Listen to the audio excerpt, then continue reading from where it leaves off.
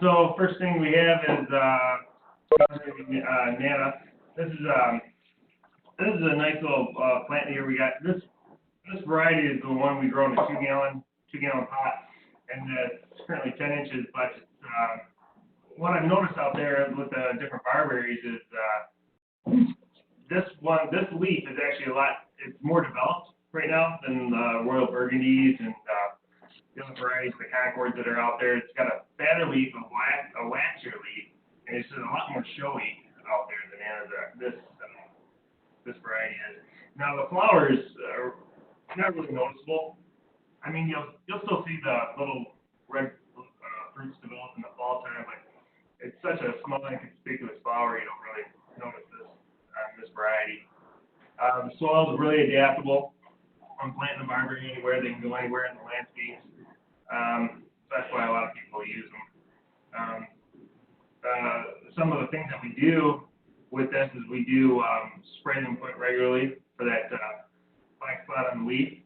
But with the purples, if anybody's selling them or anything, they're more forgiving of that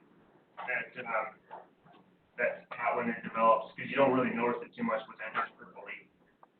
Even if you do get it, you can always just trim it back and it'll reflush out pretty nice. So just some good points to take about this one is how tough barberry are, and that's why we grow them, just because of how adaptable they are. They can take drought areas, or they can take a little bit wetter areas, so they're really tough. Moving on to hydrangeas. There's there we go, the confetti. Dave's talked about these last couple weeks, but just to reiterate some of the points there, is confetti is a really, really good selection that we've taken on the Plants at Work line, because of that uniformity that it has. It might look like we trim this in all the time just to keep it that round shape, but we don't. It comes out, all the branches come out at the same pace. It is a little short of stature than some other varieties like limelight, and so that bloom, it's held up pretty well when that bloom develops and launches on top of the leaves there.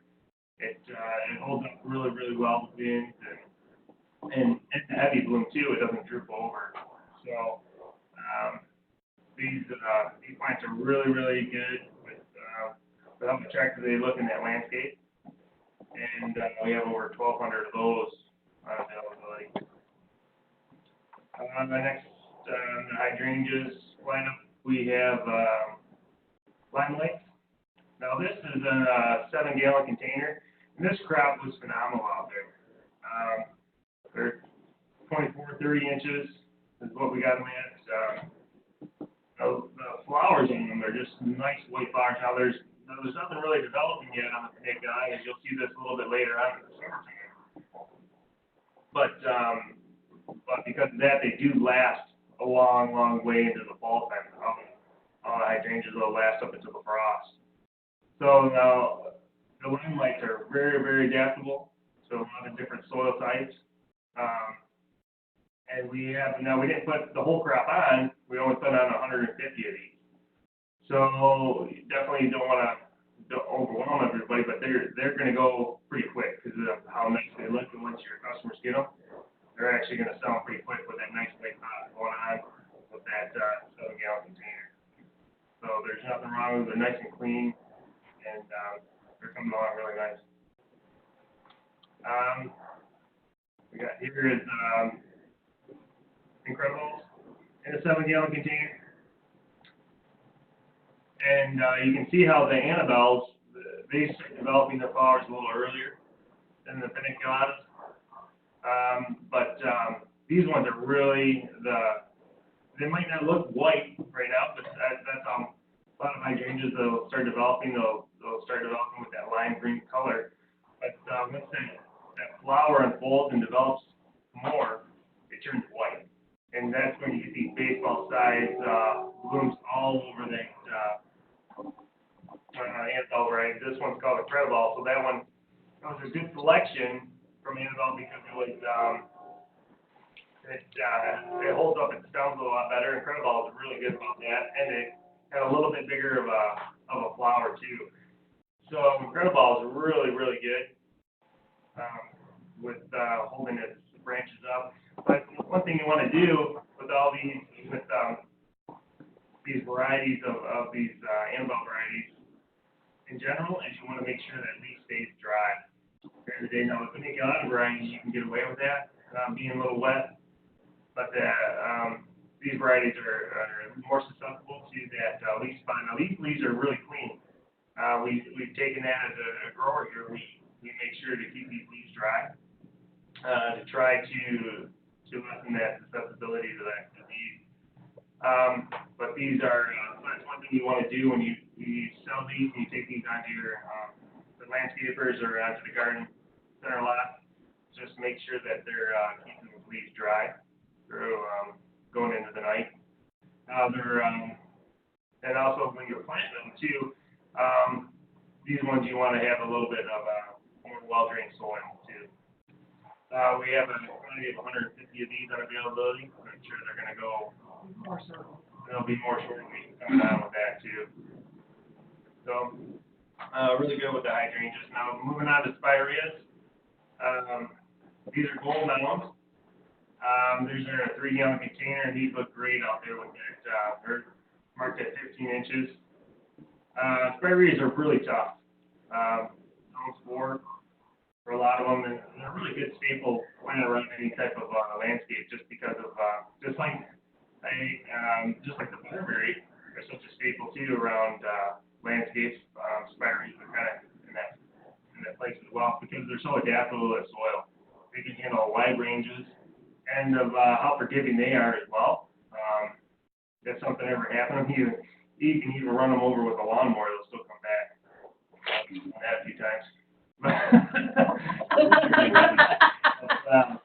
But they can they'll rebloom after the trim too. So when the bloom does fade out, come July, you just give them a little haircut, and they'll come right back. They'll flush it out, and they'll bloom again for you. The spray program that we have, we do spray these for flea beetle, just because of our conditions, how we grow them. We have to pay a little bit of attention to that, but once they're actually around somebody's house, or you generally don't have to worry about that because of that, because of how the cycle for the beetle is.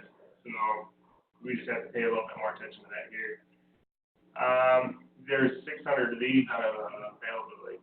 So we also need to mention the 2-gallon double plate gold that the rabbits ate this spring are back in current. I'm out of space. Okay. Double plate gold. Did you guys hear that one from Cheryl?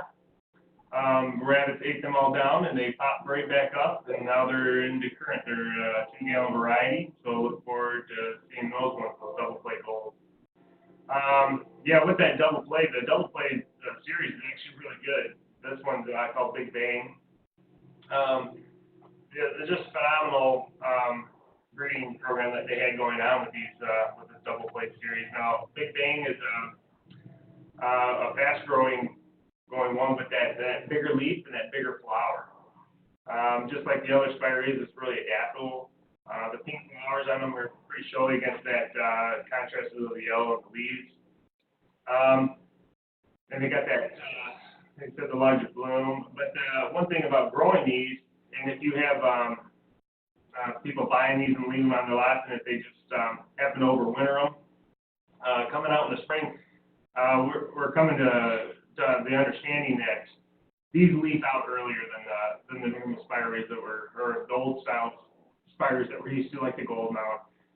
They leaf out probably a week, maybe even 2 weeks earlier. Kind of like Magic Carpet's kind of a newer one, but along those same lines, and some of that breeding's kind of going on with that. Because of that leaking out earlier, you have to be a little bit more careful. So when you're overwintering these in a poly house, you have to vent them a little earlier in the springtime. Now in the landscape, they'll be totally fine because they're just going to come naturally out, and they'll be fine. But when we're playing games with them in the nursery, or if you have growers that we're selling to that they overwinter them, just know that they gotta watch these a little bit more careful than with Gold Mound or Little Princess that we'll be talking about, just because of that breeding, because of that, what they have in there. But, it's a great plant. Once again, there's, 750 of these on availability. Moving on to Little Princess. This is in a 2-gallon, and, just showing you the different contrast in the colors. We showed you some, spiders that have yellow leaves and some of the multicolored leaves, but this one's just a green one. But this is a really great, spider that's been around, Little Princess, and, Little Princess was kind of developed there because all the spiders were kind of getting out of hand, a long time ago, and they found one that, a little shorter stature. And so it's really good when that gets overgrown. But you can, if something is too tall or anything with these spiders, like I said, you just mow it down with your lawnmower, and you'll be fine. And if you do have any troubles with,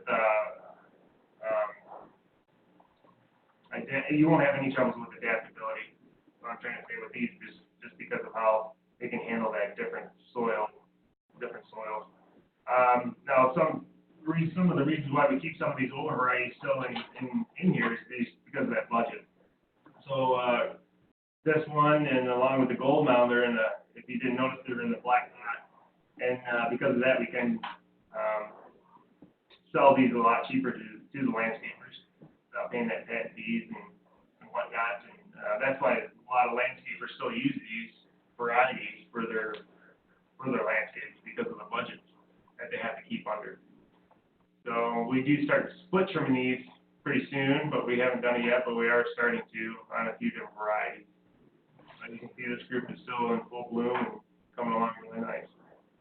And there's 750 of these on availability. Moving into the viburnums, Carly said, this is a ice viburnum, really well known viburnum, just for the fragrance that this thing has. I mean, it's got a white head on it, and a white flower. And then it develops in this, the size of this variety of viburnum gets about 5 foot tall. Some of the things that we do a little differently here than we do in other places, we trim these really hard to get that fuller bottom. A lot of people, or a lot of other nurseries or growers out there, they'll just kind of just get the size as quick as they can. And when they do that, they don't develop that bottom with the branching. So you can see here it's full to the bottom, and that's something that we're kind of known for here. But the flower colors on these, Curly says you can always kind of tell these ones apart just because of the red that they give off in the fall time. They're a little different. I can kind of pick up and see, but the soils on them, you always want to make sure that they're in a well-drained soil. And we definitely have a lot of these on availability, over 1,000. So, but so let's just get these kind of out the door before we need to trim them again. But let's go on to Mohawk here, and we'll kind of show you the difference. Now, Mohawk, you can kind of see that a little bit of a glossier leaf on this one, and a little bit more of a pointier leaf. And so a little different variety of fragrant viburnum, but this one's, like I said, fragrant, so it's definitely a smelly one there, but it's a little bit taller variety too, though. 8 foot tall is what this one gets up to, and that's why this one was kind of bred. This was a viburnum breeding back with that Carly side breeding to kind of get that shorter stature, because viburnum Kirkwood eye actually gets really tall. And so we selected Mohawk out of there after they did some crossing there. They got a little shorter stature one. But this one is so glossy that the reason why you can actually pick up that glossiness on ours, on this photograph, is because of the way we grow it. If you didn't notice on the last picture, we grow all our viburnums under high tone. They kind of reduce some of that stress. And when you reduce some of that stress, you'll actually pull out a lot of the colors on the leaves. Some people during the summertime, their leaves will get all faded and they'll kind of get petered out. but these leaves are still kind of growing pretty strong. With that glossiness, it really unsettled. So even though you don't have the flower, I mean, you only put flowers in the springtime, you still have an attractive looking leaf. The fall color on this one, unlike the last one, this one turns some of those oranges in there. So that's a little bit to come here, kind of pick them out in the fall time. You can kind of see the different fall colors coming around. And availability on this one is about 150. We have an availability right now. Now we got the Wigilias here, Matamone Sunset. These are in a 2-gallon variety. Nice white pot there, but these are a really good Wigilia. They do need to be in a more of a well-drained soil.